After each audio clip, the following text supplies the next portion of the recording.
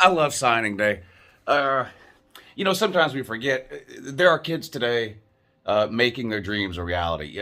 I don't know if you played football as a kid growing up or whatever sports you played and you dreamed of playing it at a high level, whether that was college or pro or whatever it is. These kids are living a dream today. But and I love watching it. But the other thing I like watching is these flips and decommitments when it doesn't happen to me or to my team. Y'all are the same way. You love these surprise announcements, flips, decommits, recommit, all that kind of stuff. And you see it every year. And it's hard to be surprised by it anymore because you see it every year. In fact, I've said a bunch of times, one of the reasons I quit following recruiting so closely is because I couldn't take it anymore. With the committing, uncommitting, decommitting, recommitting, flipping. We had Zach Evans a couple of years ago actually signed his letter of intent to come to Georgia, then changed his mind and wanted UGA to let him out of it. It's just the back and forth thing. I had to quit following it so closely. I don't know if I've ever seen anything like this, though. The number one prospect in the country, consensus number one. I don't care what recruiting service you use, what recruiting service you look at, what talent rankings you look at. Travis Hunter, defensive back / wide receiver / just kind of overall athlete.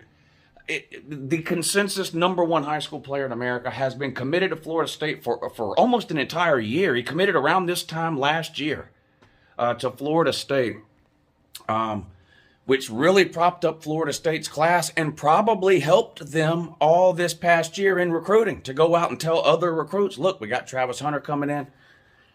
He not only does he flip, decommits from Florida State, flips, not to Georgia, which is where a lot of people kind of maybe were keeping an eye on. He's from Georgia, Travis Hunter is. Not to Alabama, who you always have to keep an eye on. Not to Clemson, Ohio State, Oklahoma, Texas A&M, LSU, these teams that are consistently recruiting in the top 6, 7, or 8. Nope, none of them. Not even a Power 5 team. Not even a Group of 5 team. An HBCU. Deion, our boy Deion Sanders, has done landed him a big fish in an otherwise small pond. Travis Hunter has flipped to Jackson State, way out in Jackson, Mississippi, an HBCU. They had a good year this year under Deion, 11-1, good team. It was hard to see this coming, though. Now, there's been some talk about things like this happening over the last couple of years, especially now that we have NIL. You can go be in a commercial just about anywhere. You can sponsor, if you're a company, you can sponsor Travis Hunter. You can put Travis Hunter in commercials. You can have Travis Hunter endorse your products, no matter where Travis Hunter is playing college football. And this is a huge deal. I mean, we haven't seen. Now, there's been plenty of players. Look, there are tons of good players at HBCUs. Tons of good players. And I'm not going to go off and rattle off the list of names. Jerry Rice to name one that everyone knows. But HBCU is filled with good players all the time. But we've never seen them land a recruit like this out of high school. At least not in the modern era where recruiting is tracked so closely like it is now. You just haven't seen a number one player really even consider an HBCU. And you got to, look, whatever you think about Deion Sanders, you got to take your hat off to him. This is a huge get for a Jackson State team that went, 11-1 this year. They've got several former Power 5 players on that team already that have gone there through the transfer portal. And I wouldn't be surprised if before today is over, we see some 4 stars. I don't know, maybe another 5-star. I don't know. It wouldn't surprise me at all. Travis Hunter is the type of player that brings players with him. People want to play with Travis Hunter. He's that good. And Travis Hunter is going to the NFL, period. It doesn't matter where he... And so in that respect, maybe he had a little bit more of an honest choice to make than some other kids maybe feel like they have. I think it does matter where you go to school for the majority of kids. Good players around you make you better, right? I mean, that's just a fact.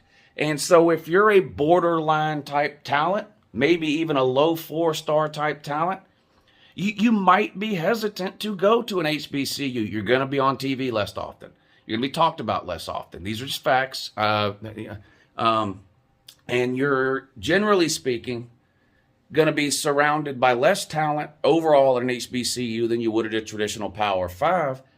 And a lot of kids, their goal is, as much as we like to talk about education and scholarships and stuff like that, for highly recruited kids, they go to college for one reason and one reason only, and that's to get into the NFL. And if you're a borderline type NFL talent, I think it's probably still going to be hard to choose an HBCU. I think you're probably still going to feel pressured towards a more traditional choice, one of the prominent Power 5s, because I do believe in general that gives a kid a better shot or a better chance at making it to the NFL, at least for now. That could change. If people like Travis Hunter keep choosing HBCUs, that obviously could change. But this is great for Deion and for Jackson State, and not good for Florida State, obviously. Now, this isn't the end of Florida State. I mean, Florida State had a good recruiting class. This was the biggest and best part or piece of it, no doubt about it. But they've still got a good recruiting class if they can hang on to it. The concern now, if you're Florida State, is how many of these recruits were tied to Travis Hunter maybe, were only coming, maybe Travis Hunter pulled them there. So I think if you're Florida State now, you got to watch the rest of the day and the rest of the recruiting cycle, really, to make sure you hang on to the other big pieces that you had. Had some really good offensive linemen coming in. I'm not going to go through the class, but anyway, shocking.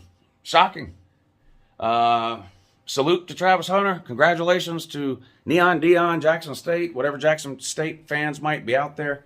I thought, just when you think you've seen it all on signing day with flips and commitments, the number one player in America, shunning not just Florida State, not just the Power 5, but the entire FBS, the Power 5 and a Group of 5, committing and signing with an HBCU, Jackson State in Jackson, Mississippi.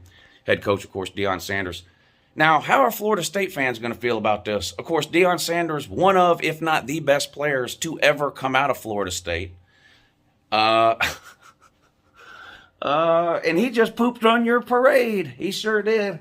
He sure did. Stole Travis Hunter right out from under you. Fair and square, too.